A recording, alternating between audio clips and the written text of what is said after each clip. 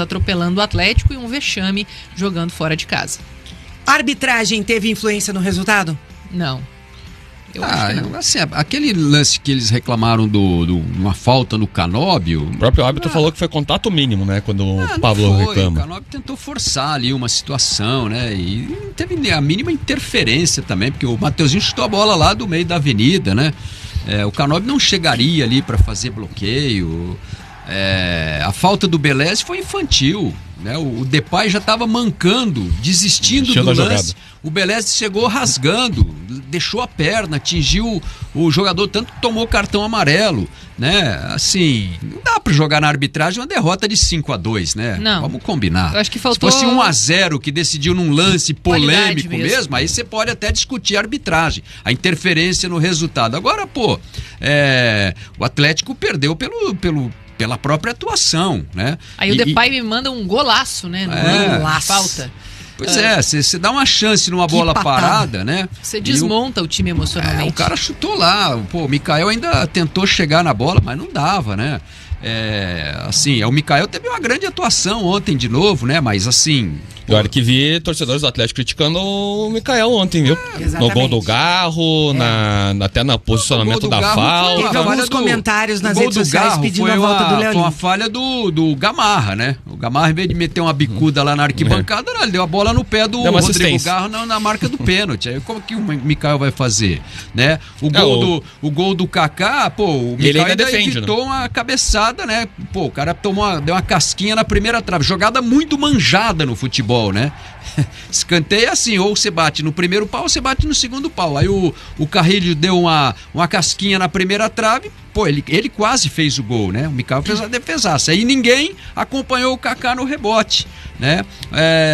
Aí o Yuri Alberto arranca com a bola, leva pra área, ninguém interfere ali no lance, né? O Thiago Heleno, na marcação do Yuri Alberto, deixa o cara dominar, girar e chutar.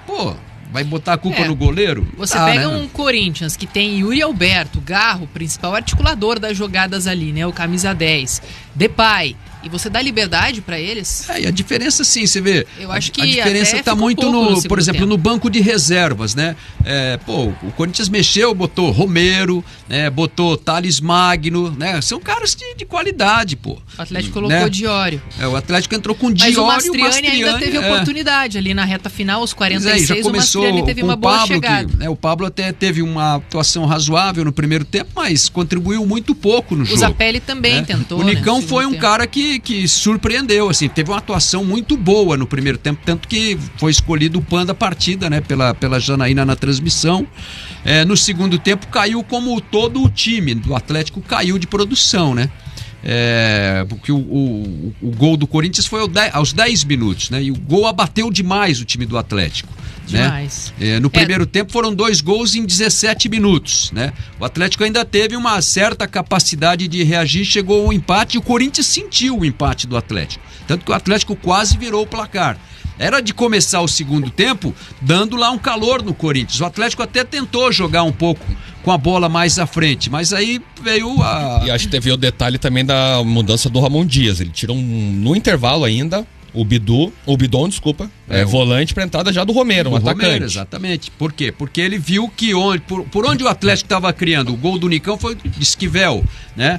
O Esquivel estava apoiando muito pela esquerda. Ele botou o Romero o quê? Para marcar o Esquivel, para neutralizar a principal jogada, porque o Atlético não tinha na direita um lateral. Era o Coelho que estava fazendo ali o corredor, né? Mas o Coelho estava bem marcado porque o Bidu não estava subindo, né? Não estava apoiando. Aí entrou o Romero, segurou o Esquivel, meio que matou a possibilidade ofensiva do Atlético, que era muito pelo lado esquerdo. O Esquivel fez uma grande partida ontem, né? E aí o Corinthians teve a sorte de fazer aquele gol de falta do Memphis, né? Um belo chute. Aí logo em seguida, aos 20 minutos, fez o 4º gol. Aí acabou o jogo, né? Até no retorno do segundo tempo, o Atlético, né, esboçou ali que ia manter um jogo. Tentou propor igual, o jogo, né? Tentou se manter um time agressivo em alguns momentos quando estava com a bola, quando conseguia recuperar a bola. Aos 5 minutos teve uma boa jogada do Coelho. Ele chegou para a linha de fundo, tocou para o Nicão, que cruzou para o Gabriel de chapa que acabou mandando pra fora. Aí depois dessa oportunidade saiu o gol de falta, que a gente falou, né? Acabou sendo originado ali por uma falha, né? Uma falta cometida pelo Beleze. Depois o Atlético teve oportunidades até os acréscimos, né? Quando ele fez as alterações, e aí Mastriani tentou, Zapelli também, né? Tentou se movimentar. Com o Julimar, principalmente, né? O Julimar que acabou entrando na partida porque o Canóbio saiu machucado no primeiro tempo. E o Julimar teve oportunidade aos 19 minutos do segundo tempo.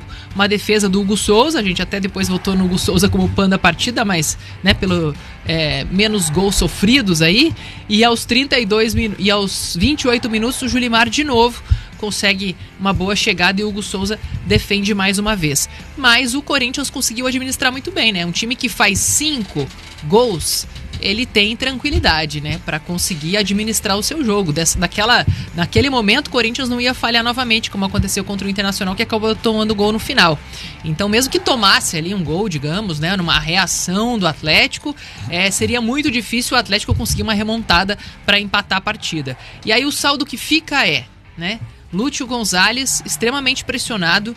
Por mais que o torcedor, o próprio clube tenha um respeito muito grande pela história do Lúcio como jogador, é um treinador em formação. Mas que história ele tem como treinador, né? Não, ele mas não como tem jogador. História como treinador. Para um momento crítico desse... Mas só que isso foi uma opção do clube, né? Não podia ter trazido. Foi uma opção do Paulo Autuori trazer mas ele, porque esse é um erro gigantesco. Mas é uma forma de você pode ter tudo no controle. A permanência do Atlético na Série A. Se você traz, entre aspas, né, um treinador que está em formação, né, que está começando a sua carreira, que está aproveitando o momento como uma oportunidade, mesmo que tenha uma responsabilidade danada ali em torno daquilo tudo ali, você tem o controle da situação.